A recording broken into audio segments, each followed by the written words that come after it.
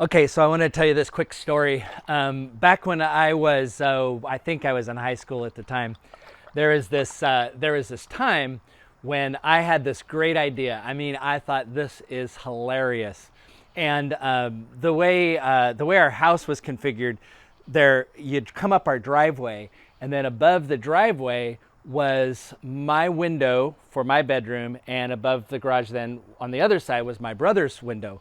And so I knew that dad was coming home.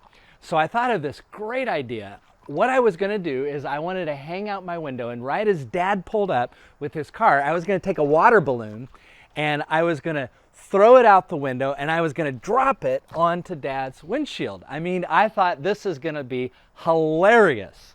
And it was right up until it broke my dad's windshield. And then it became not quite as hilarious. Now, I will tell you this. My dad is a wonderful man. And how he didn't just lose his mind, I don't know. But he understood that it was not my intention to break his windshield.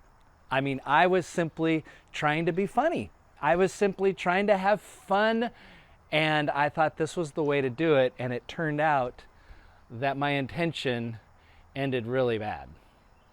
Have you ever done that? I mean, have you ever intended to do something funny and have it turn out just awful? You know, intentions are interesting things because no matter what our intention may be, we can cause harm and we can sometimes really hurt people through even having good intentions. A comment we make, an idea that we share. It can have very difficult, unintended consequences. On the other hand, sometimes there's things that we do where we intend harm, where we intend to hurt, where we intend to inflict pain, and for whatever reason, our intentions aren't realized and something very different happens.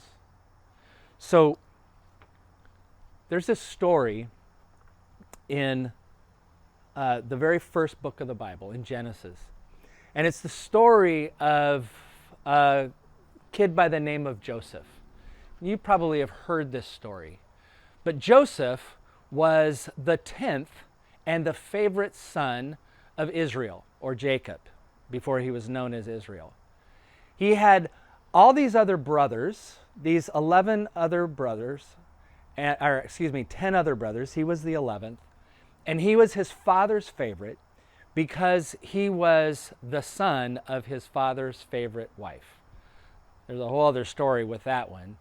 But for this moment, Joseph was seen by his dad as being his absolute favorite. And he gave his son, Joseph, this beautiful coat, the coat of many colors.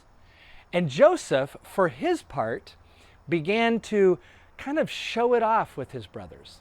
He made sure he wore it around, and not only that, but Joseph was also given this gift of being able to interpret dreams and tell about dreams. And so Joseph had a couple dreams, and his dreams were of things where he interpreted it as his brothers bowing down to worship him.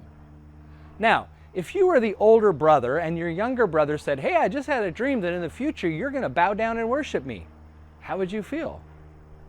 You see, the thing is, there's a lot of unintended things happening in this story of Joseph. Jacob didn't intend to anger his other sons when he tried to love Joseph in a special way and give him special favors. Joseph wasn't intending to offend his brothers when he shared his dreams, but it didn't matter. He did. And as a consequence, his brothers were so angry at him that they took him by force and threw him into a hole where they later then sold him into slavery. Then they told their dad, "Hey, your favorite son Joseph was killed by wild animals." Now, this hurt Jacob tremendously. They didn't intend to hurt Jacob, their father, but they did. So fast forward it, Joseph gets sold into slavery, and what happens is when he's in slavery, he gets taken to Egypt, and there he begins to find favor with the Pharaoh, and he again has these dreams, and in the midst of his dreams, he ends up, long story short, is he ends up saving Egypt and the people of Egypt from famine. And he actually saves other people from famine as well, because other people during this great famine are able to come to Egypt and they're able to eat because of Joseph's interpreting the dream. They stored many things. They stored much food so that other people could come and eat. Well, eventually, one of those families that comes to get food from Egypt is, you guessed it, Joseph's brothers. And they come, and in the midst of trying to get this food, although they don't recognize Joseph, Joseph recognizes them.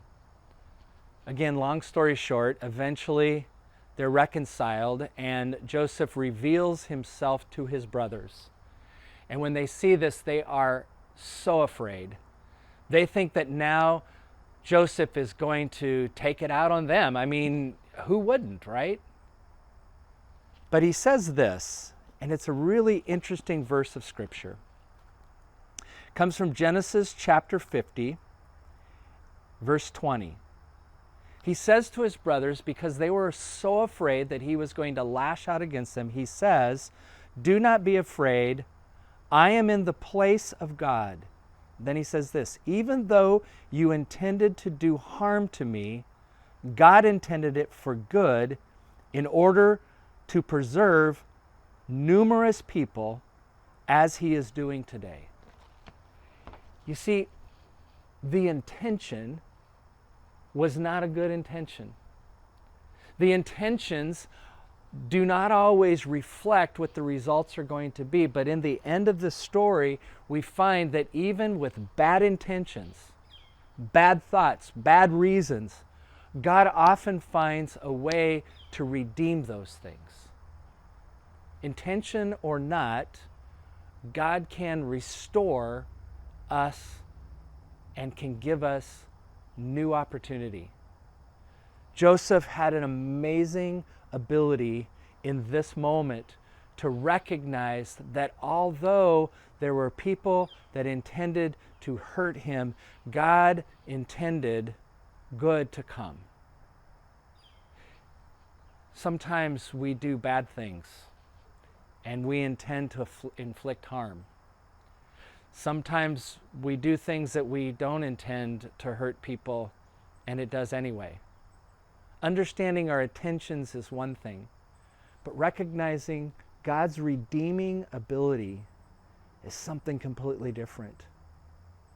So, let us give thanks for the way in which God has redeemed some of those things that have happened to us that were intended for our harm. And yet perhaps if we have a larger perspective, we can find good.